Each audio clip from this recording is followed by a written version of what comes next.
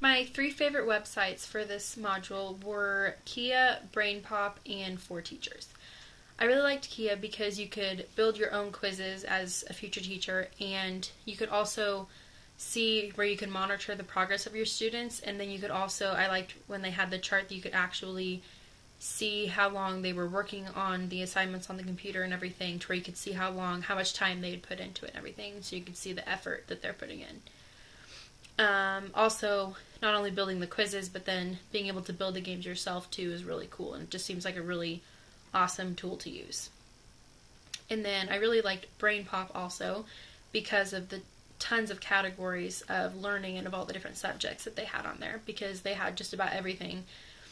And then they had tons of the educational games for your students to do, which obviously those are pretty helpful. And then the other one was For Teachers, and I liked how they had like a link to go to where that was called the technology planning, and basically it was another set of links that talked about how to get lessons prepared for technology purposes, like to get your students and yourself familiar with more technology and everything. And I thought it was cool that they had a specific set of lesson plans that you could do just dedicated to increasing technology and addressing that in the classroom.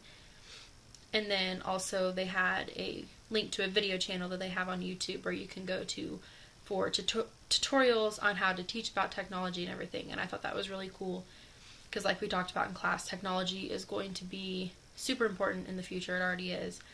And it's going to be important for us teachers to move along with it. And so that way that website has ways that you can do that.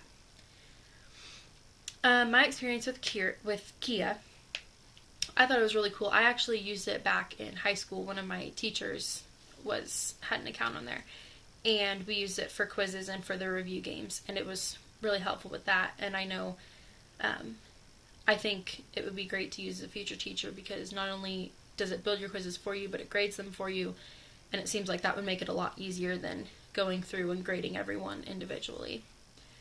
And the website that I found the most useful for the elementary, the OER website that I found the most useful for the elementary ages was the OER Commons, and that's because you could go and that website you could actually pick the grade level you were looking for. I think the others had it a little bit, but I really noticed on the Commons that it was pretty simple to navigate.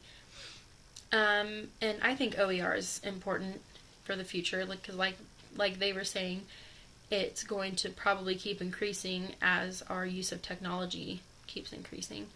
So to have those free materials available like that, I think will be very helpful, and I think it will continue to be more and more used in the future as everyone starts to get their own computers and everything.